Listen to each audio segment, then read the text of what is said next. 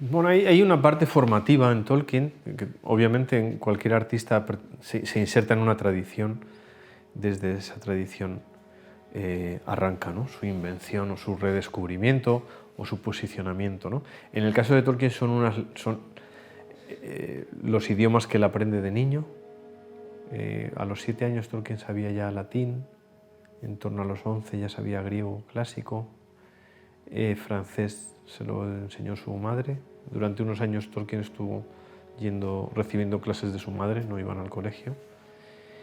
Y en el colegio descubre una gramática de gótico, y en los vagones de la estación de Birmingham, cuando él iba al colegio, veía los nombres en galés.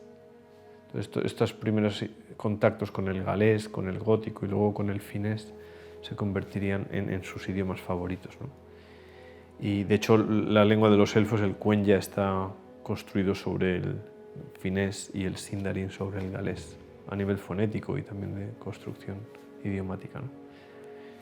Porque eran los idiomas más, decía Tolkien, que estaban más cerca de su sentir, ¿no?, de su sentir del idioma.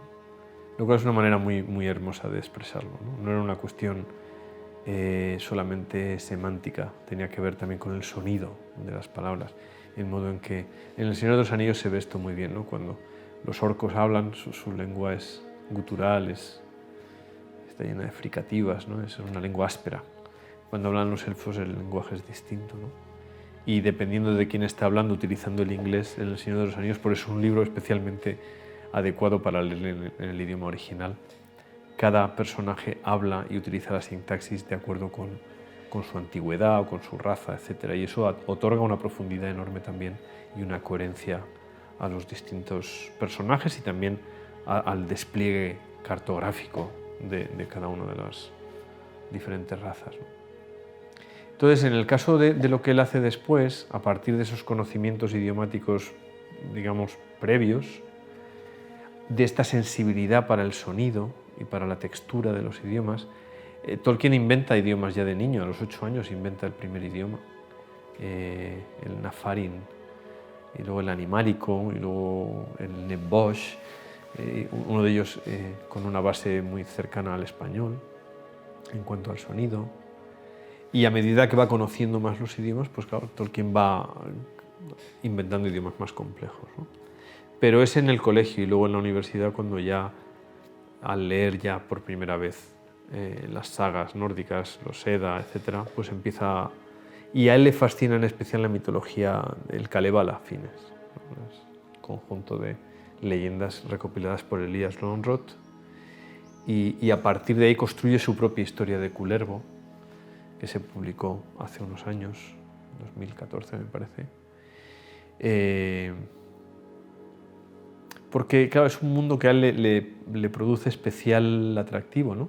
Es un mundo oscuro, heroico, profundamente teodramático, es decir, donde hay una vinculación de los dioses y los hombres desde una perspectiva radicalmente trágica, ¿no? O sea, no, es como el Ragnarok, ¿no? Es como el final del mundo en el que quienes pierden son los dioses, ¿no? Y está este tipo de... Para alguien que era cristiano, adentrarse en un mundo pagano, no en el sentido peyorativo, sino en un mundo en el que la luz y las tinieblas no están tan claras, para su sensibilidad, para alguien que jamás quiso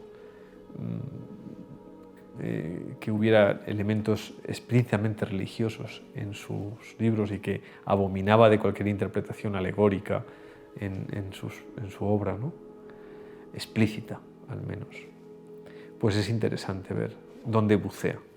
Entonces él escribe La caída de Gondolin en 1915 y a partir de ahí, incluso yo recuerdo haber leído en uno de los prólogos escritos por su hijo Christopher a uno de los volúmenes de la historia de la Tierra Media, dice: mi padre escribió tal obra bajo intenso fuego de artillería. Ya no sé si es una licencia poética o si responde al hecho histórico de que en uno de los interminables bombardeos con que la artillería británica y también la alemana precedían los ataques o los intentos de invasión de la otra trinchera, pues Tolkien hubiera estado escribiendo ahí, ¿no? Sí que me consta que escribió muchas cartas durante sus 4 meses en las trincheras. Entonces, entender esta afirmación de Tolkien, que la Primera Guerra Mundial truncó su invención en el momento en que aquella empezaba a... Yo creo que puede tener que ver con esta doble vertiente, ¿no? Truncó la necesidad que Tolkien tenía de vincular la invención de idiomas con el alumbramiento de una mitología, que para Tolkien eran parte de lo mismo. Cuando tú intentas desarrollar una historia desde el mito primigenio, tienes que generar un idioma que alumbre y que dé sentido a eso. Si no, es demasiado episódico todo. Si no, es Juego de Tronos. Si no, al final todo es estos contra aquellos para llegar a alcanzar. Si no, es simplemente la peripecia. No hay un sentido que alumbre lo cósmico, que alimente las intenciones. Entonces, en 1923, estamos hablando de 1915, durante el tiempo que Tolkien pasa en las trincheras, después convaleciente, etc., Tolkien empieza a escribir lo que él llamará después el libro de los cuentos perdidos, donde un marinero recibe una mitología, los relatos de una mitología. Esa mitología es la que él irá desarrollando hasta 1923, donde ya está el primer Silmarillion, digamos, que está concluso, y en ese momento lo empieza a escribir otra vez. Y en 1930 tiene terminado lo que sería una especie de segundo Silmarillion, con variaciones, etc. Y toda esa historia seguirá con él hasta su muerte en 1973. De hecho, el Silmarillion que conocemos como tal es un libro no terminado por Tolkien. Es la selección y la puesta en orden de muchos manuscritos hecha por Christopher Tolkien, ¿no? Entonces, esta historia, digamos, estas aguas profundas, conviven a lo largo de las décadas con las historias que Tolkien va a ir inventando. En los años 20 muy vinculadas al ámbito doméstico, especialmente el Hobbit, que será un poco la historia donde eclosionan elementos de otros relatos previos, y después con el éxito editorial del Hobbit, El Señor de los Anillos, que aunque parece la continuación del Hobbit, muy pronto Tolkien se da cuenta de que es la continuación del Silmarillion. Es más historias no sobre los hobbits, es más historias sobre los elfos. Y entonces, poco a poco Tolkien se da cuenta de que el arco que se está organizando, la piedra que falta para que el arco se sostenga, es El Señor de los Anillos. Entonces, todo su legendario inventado se sostiene a partir de esa última novela, ¿no? De esa última piedra que sostiene todo lo demás. Pero eso no suprime su ser filólogo. Creo que esto es importante y se ha ponderado poco. Que un autor literario sea filólogo implica... Es como, estoy pensando en Umberto Eco, ¿no? Pues Umberto Eco, claro, escribe El nombre de la rosa, claro, porque sabía mucho sobre estética medieval. Entonces es fácil, no fácil escribirlo, me refiero, es fácil deducir que de esa mente aparezca una historia de novela policíaca en el siglo XIII, ¿no?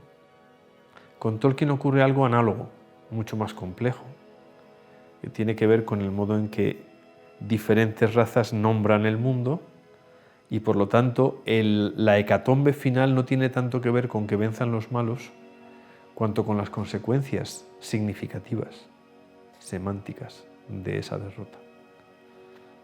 De modo en que la perversión también será una perversión lingüística, será una perversión del modo de nombrar la realidad y por tanto será la victoria del cinismo, como tenemos hoy cuando escuchamos a nuestros políticos y vemos de qué manera tergiversan las palabras y retuercen el lenguaje, dando exactamente la medida del modo en que perciben la realidad y del modo del tipo de realidad que aspiran a generar, ¿no?